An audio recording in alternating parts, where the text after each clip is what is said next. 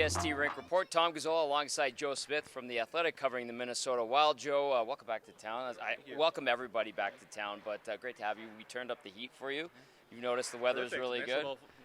Pre-spring weather here. I'm enjoying it. It's been nice in Minnesota too, so can't complain. Okay, good. See, we're on the same level in regard to that. Now, teams that have been hot and cold, Oilers and Wild. The Wild have been hot of late. Some interesting games, a lot of high-scoring games. Edmonton hot after a super cold start. What would you say about the Wild in these last few games? Because a ton of offense in the games lately. Well, certainly. I think they've been led by their best players. That top line with Joel Eriksson, Matt Boldy, Kirill Kaprizov really took off there after the All-Star break. Started to get that winning streak. They won 8 of the last 12 games. Been in every game. Obviously, the Monday game where they won 10-7 against Vancouver. The comeback was a historic win or historic moment for them, but they're still fighting it. They're still 4 points out of a playoff spot in the Western Conference, which means every point matters. A big back-to-back tonight with Edmonton and tomorrow in Seattle, and then next week they play St. Louis and Nashville, 2 teams that they're chasing. So, like 25 games left. A lot of teams are still in it, including the Minnesota Wild. 6-3 loss to the Winnipeg Jets. This rivalry is fun to watch from afar. What happened in that game? I know there was a lot of talk post-game saying they felt like they could have mounted one of those comebacks like we saw a few games ago, but how would you describe that last game and what happened between the Wild and the Jets? Well, they played well, I thought, in the first period and a half or two. Like, they had a lot of shots, a lot of pressure. They just couldn't score, right? And so they were all of a sudden were limited there. Then the Jets took the lead, and they were fighting it the rest of the game. And then got to be 5-1. You know, the score was kind of not indicative of the game entirely, but it still got 0 points out of that game for the Wild, which hurt them against a team that they haven't won against this year. They've struggled against the Jets, Avalanche, and the Stars. And so that's what's really hurting them in the standings, is that they haven't beaten those guys that they're chasing, and they probably played in the playoffs. Some injuries for this team. I know some guys are banged up, a bunch of guys on the IR. Bogosian, I think, a little bit banged up.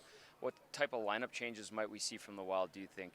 Well, I mean, obviously, Bogosian was playing top 4 minutes with them, with Jonas Brodin. Now he's out for at least probably a week, and so you have Declan Chisholm, the guy who was on waivers with the Winnipeg Jets. Yep. He came over and now has played pretty well, I think, for a young kid in the top 4 with Jonas Brodin. So he'll be in the lineup. Overall, they're still missing Pat Maroon, who probably won't be returning until after the trade deadline. And Marcus Foligno is not playing on this trip either. So young guys in the lineup. You have Vinny Lettieri playing, and you have Jacob Lucchini playing. So Marco Rossi's been playing really well in the third-line center. So need a lot of guys to step up in order to beat the Oilers team, who's really hard to beat in this building. How's John Hines going about his goaltending? Who do you anticipate we see tonight?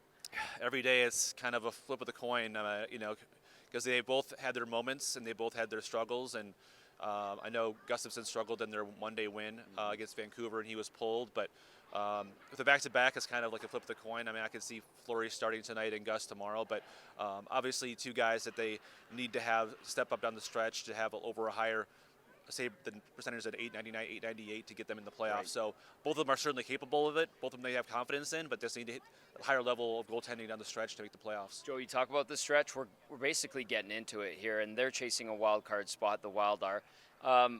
What's your sense of Bill Guerin, where he's at, what he wants to do? Is this like the crucial 2 weeks for this team to see if it can actually make a push for the postseason, or if he needs to be a seller?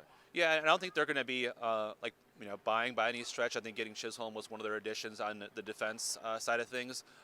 It could be kind of a cautious seller thing. I think that he wants to give them every chance to make the playoffs and show that they can make the playoffs. But there are guys coming off UFAs after the end of the year, whether it's a Pat Maroon, whether it's Brandon Duhaime, Bogosian too, they want to bring back, I think, next year. Marc-Andre Fleury is the biggest name, right, on their trade chips. I think he's made clear to us that he wants to stay. He wants to make the playoffs with the Wild. But if that changes in the next 6-7 games where the Wild go out of it, that's a conversation they have to have with Marc-Andre Fleury. If someone will be interested in goaltending help, he'd be a valuable asset there. So he has to make that decision if he wants to move or not. For tonight, if I set the over/under at 9.5, what would you take? 9.5 goals. Yeah. I would take under. Really? I'll take under. Yeah. Wow, a defensive showdown between the Oilers and the Wild with all this firepower. I saw 17 goals on Monday, so I'm up for a lower scoring affair tonight. That's for sure. Joe, thanks for the time. Appreciate it, man. No problem. Thank you. Joe Smith from The Athletic. We are live on the air with the Oil Stream pregame show at West Edmonton Mall, Bourbon Street location of Hudson's at 5:30. That is the EST Rink Report.